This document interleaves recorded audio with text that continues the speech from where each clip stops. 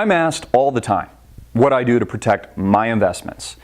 What are the strategies I implement to combat against all the things I talk about on a daily basis and over 2,000 plus videos in circulation at AMTV?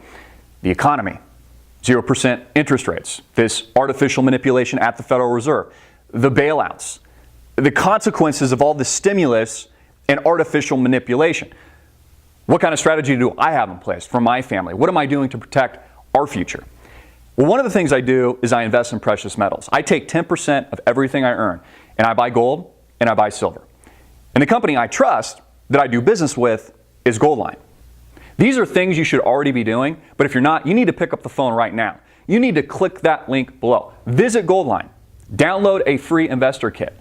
Tell them Christopher Green of AMTV sent you. Act now. Get your family's financial future in order today.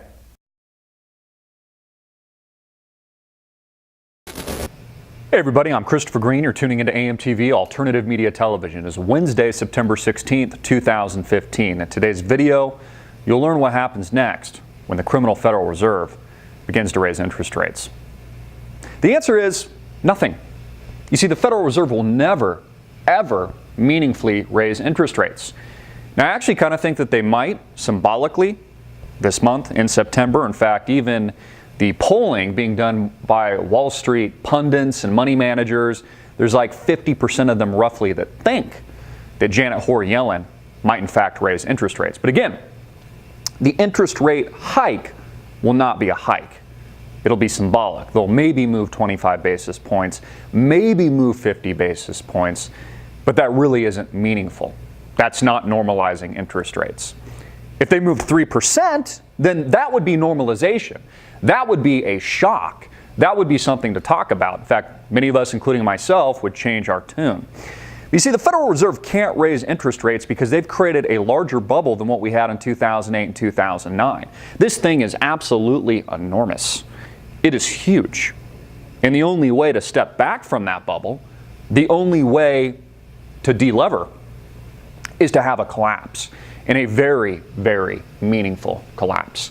Again, it will be far worse than 2008 and 2009. But this doesn't necessarily mean you need to hunker down and live in your bunker and, just live in fear.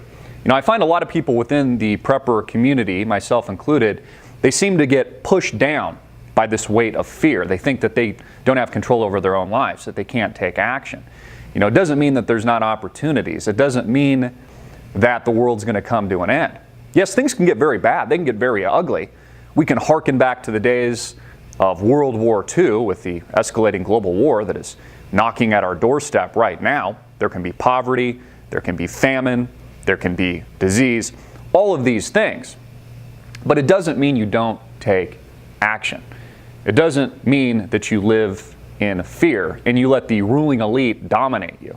Isn't that the whole point of this development in our consciousness, in our way of thinking, funneling through the bullshit of this propaganda machine that makes up the control structure of which we live today, to break free of those chains mentally? We talk about it all the time, how nothing's changed in thousands of years. We're all slaves. We have the illusion of freedom here in America. We have the illusion of democracy, even though it should be a constitutional republic as it was founded by our founding fathers. This illusion that we vote for the next president of the United States, when that's not true. It's set up through an electoral college, which is, again, decided by the elites. That we have any say in the matter of how we live our lives. The mortgages that we take on our homes, the car loans, this access to credit, for college education, all of these things is built into the system they created for us at a very early age. You go to school and they teach you to recite things from rote memory. But you notice how they don't teach you critical thinking? In fact, critical thinking skills are punished in the public school system. How dare you think out loud? Question authority. Question history. Remember, the person, entity, the country that wins the war writes it history. It's history. I'm sure history would be written a lot differently if the Nazis had beaten the Allied powers. Beaten the United States. It would have been written completely differently. Critical thinking, something that Americans lack. Failing to ask these questions. We need to deconstruct what's going on in the world today. We need to point out the flaws. We need to point out the problems, the hypocrisy, the criminal activity taking place on Wall Street, on Capitol Hill. We've talked about for years the bank bailouts, a direct result and consequence of these financial engineers creating the largest bubble in the history of man for a reason, so the banks could profit. And then when they had to delever and they intentionally popped the bubble, they stole from you in the amount of trillions and trillions of dollars. Motivated you through fear that the world was going to come to an end if you didn't bail them out. Didn't ask, put the proverbial gun to your head and just took. You see, that's real power. That's how the system works. We think, and the U.S. presents countries like China and Russia like those are the totalitarian regimes. That, China has a lot less freedom than America. You can't say things. They'll just, get rid of you. They don't have as much of a free speech platform. But again, that in and of itself is also quite an illusion. One of the reasons people speak out, people like me speak out, people like you speak out and share these videos and interact within this community that's really not underground, it's now mainstream, is because we want to prevent some of these things from happening. We want to prevent the takeover of a totalitarian regime here in the United States. Again, we fought kings and queens. We declared a revolution, our independence in 1776, so that the people had a fighting chance. It's one of the reasons why we value freedom of speech, and that's protected by the Second Amendment through guns. Because without the guns, we can't protect ourselves. Hitler, I'm going to paraphrase a little bit, but said something along the lines, if you want to take over a country, the first thing you do is disarm its citizens. So why do you think Obama, and why do you think it's been Obama's primary agenda over the course of his 2 terms, to take away the guns? Anytime there's an attack, anytime a child dies, it's all about saving the children and taking away your guns. Because again, this is a hijacking of the once great nation, our once great constitutional republic. It's important that we think, not just internally, but out loud. That we teach our children critical thinking skills. That we push them to question authority. That we push them to question the official narrative. Isn't that what a true media should be about? Again, all forms of media are propaganda, and that has such a negative connotation. People hear the word propaganda and they think that's evil or something. Well, if it's propaganda, it must be bad. No. Propaganda in and of itself isn't necessarily bad. Propaganda can be a good thing. Again, all forms of media are propaganda. AMTV is propaganda, but we're propaganda for truth. We're propaganda for critical thinking, for reality, for questioning authority. Not just citing things out of rote memory, or just because CNN and Fox News tells us it's a certain way, that it must be a certain way. Just like they used to think the earth was flat, but then that turned out to be false. All these things. We need to question authority. We need to question our government that continues to lie to us. Again, when you dig down the rabbit hole and you see how deep it goes, and you study the historical facts, and you even study recent history, all you see is the government continually lying to our faces, continuing to feed us bullshit. Whether or not it's our entrance into Vietnam, I discussed this yesterday with the Gulf of Tonkin, false flag, now through declassified CIA documents, we know was a total farce to basically galvanize public support to send us to war into Vietnam. Or it's September 11th and the post-invasion of Iraq and Afghanistan, 2 countries that had nothing to do with the attacks, according to our own government. Again, you're not getting all the information, folks. Building 7. How did Building 7 collapse? How did it melt to the ground? A plane didn't run into it. It just fell down minutes later. How is that even possible? We don't even have to study when steel melts, at what degree. We don't even really have to do much investigative work, although there's plenty of people that have, to just put 2 and 2 together, connect the dots, and realize that just doesn't happen. That it doesn't make sense. I used to live in Washington, D.C., supposedly the most powerful place in the world where our government sits, and they used to tell me things. Our professors at George Washington University used to tell us things like we had the tightest airspace in the world, that we could scramble a jet at the speed of sound. And a few years later, we had September 11th. We allegedly had a plane, but really probably a missile, hit the Pentagon. There was even a commercial, a small plane, like a Cessna or something, that landed in the White House lawn or something a year or two while I was there. It's all a lie. It's government propaganda. It's mainstream programming. It's mind control. Again, indoctrinate the masses at an early age when you're a child. Have you ever noticed some parents let their children watch TV? They'll be bouncing all over the walls. It's like they have ADHD or something, and they'll turn it on the Disney Channel and they'll shut up. You'll just see their eyes and mouth stops moving and they'll just watch. You think there's something wrong with that? You think there's a hidden meaning there? You think there's a hidden message? Do you think there's propaganda coming from the boob tube?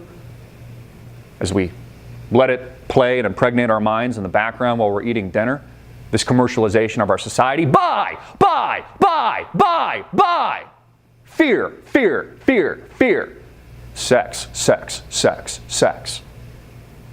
You just prey, corporate America does, just preys on our innate emotional states, what's been built into the back of our brain. I mean, why do we sleep at night, for example? Well, we go to bed, we sleep because it was probably a survival instinct. I mean, if you didn't hide under a rock or sleep in a cave or something, some big ass animal would come out and eat you. I mean, all of these things are built into the makeup, into our DNA of what makes us human. Yet now we are allowing, and the people continue to allow the ruling class and the ruling elite to dominate us through these mediums, through this power structure that makes up the mainstream media, government, politics, the money system, the criminal Federal Reserve. You know, if there's one thing to focus on, there should be tremendous focus on the Fed, a private criminal entity that has far more influence on the quality of our lives, not just here in America, but around the world, that sets things like interest rates, that helps fuel these gigantic financial bubbles that results in events like what we experienced in 1929, with a stock market crash that resulted in mass poverty and famine and a world war over the course of arguably longer than a decade before we broke even. We experienced this in 2008 and 2009, but they loaded the gun again. The rubber band shot back really quickly because they knew how severe things were. Again, they've got to keep the masses drinking the Kool-Aid, buying all these fancy cars you're seeing on the street, making sure that the housing market is liquid. You know, all those fix and flippers are out there flipping homes. You know, they've got to keep the masses, the herd, moving the same direction. The minute a single individual, maybe you out there, maybe it's me, points out, hey guys, they're leading us to slaughter. Let's go this way. And the herd begins to fragment, there's trouble. Let's say people decide not to take out mortgages anymore, that they won't buy into the credit system, that they won't step into their local too-big-to-fail bank to buy a home. Let's say they start doing things privately, or they form communal communities, and they bypass the system. Notice how there's a tiny house movement, especially true and especially popularized in the millennials, within the millennial population. One of the reasons why is because, you know, let's face facts here, folks, a lot of the youth in this country can't afford a house. You know, they're coming off a student debt of several $100,000, can't find a job. They figure out that was a lie, and they're expected to buy a house when a median house is like $300,000 or something like that. They can't afford it. So, of course, they're looking for an alternative. They're doing something new. Hence the tiny house movement. You know, pay $30,000 cash and put it at the back of your pickup truck. All of a sudden, there's no mortgage, there's freedom, and you can live your life. We see this with food. And I haven't even studied this as intensely as some of you probably have. There's been countless documentaries on this, how they're poisoning us. They're giving us cancer intentionally. And then they're not curing it intentionally. Make Americans fat. Give them disease, then air a commercial through the mainstream boob tube that makes up the propaganda machine that is mind control today in America and around the world, and get you prescribed on all these medications from all these multi-billion-dollar pharmaceutical companies. Keep you on the drip. Then you get cancer, then they'll have you go through chemo, be like $15,000 a bag, and if you don't have the money, they'll let you die, but if you do, you'll live.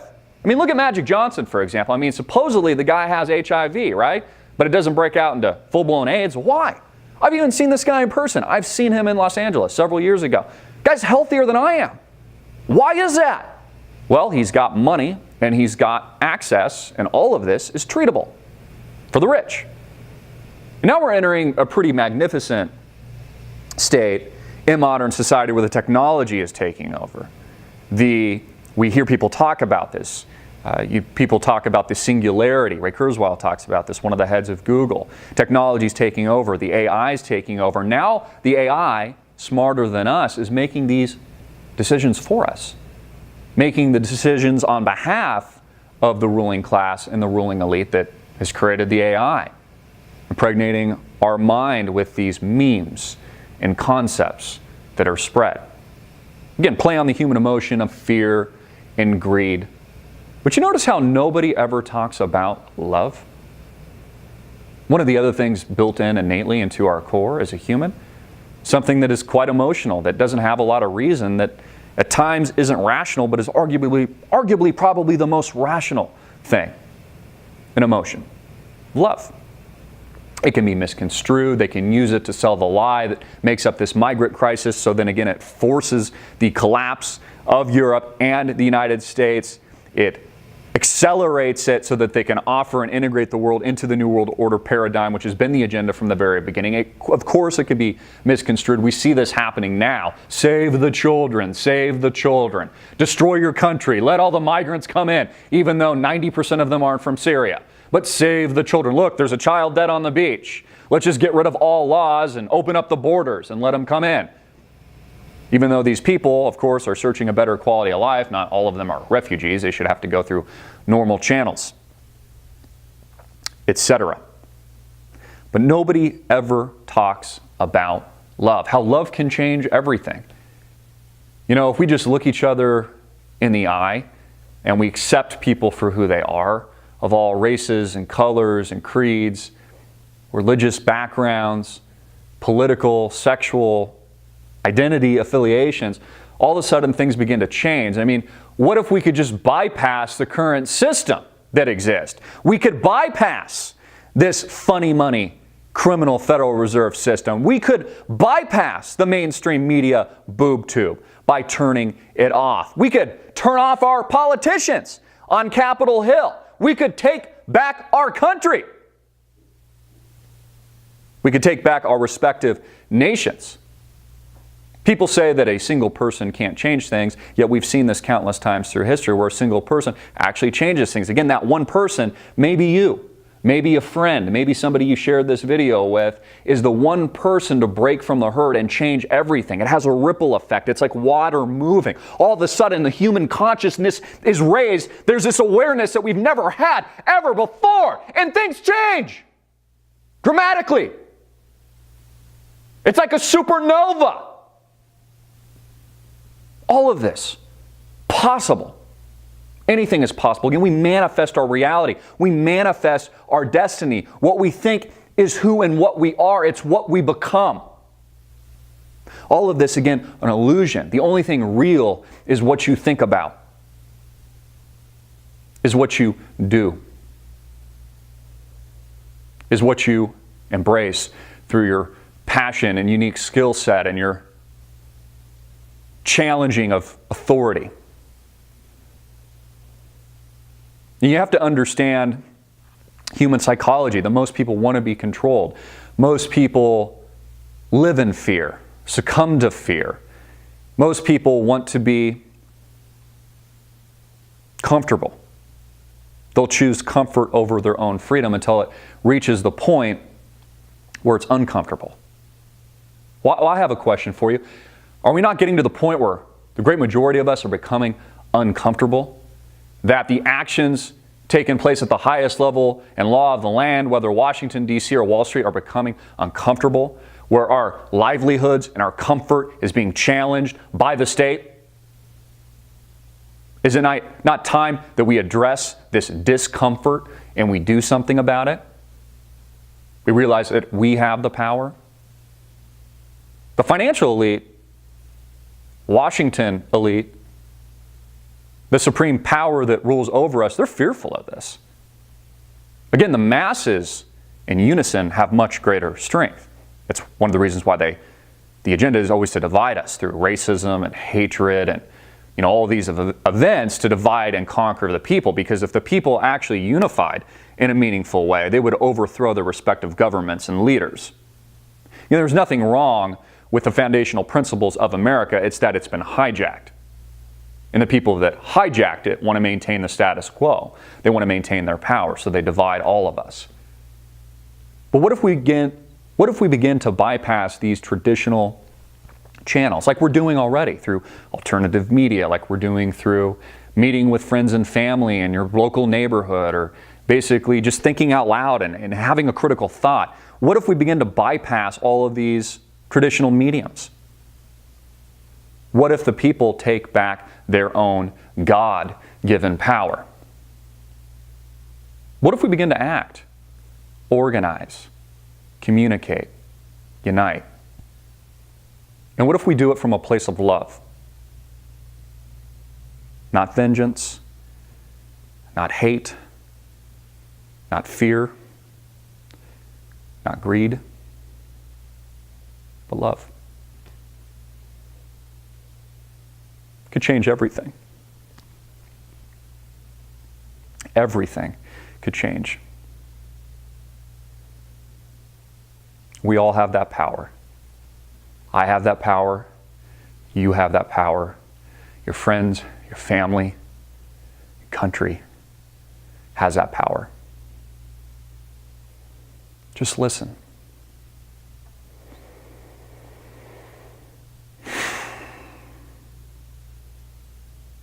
I'm Christopher Green.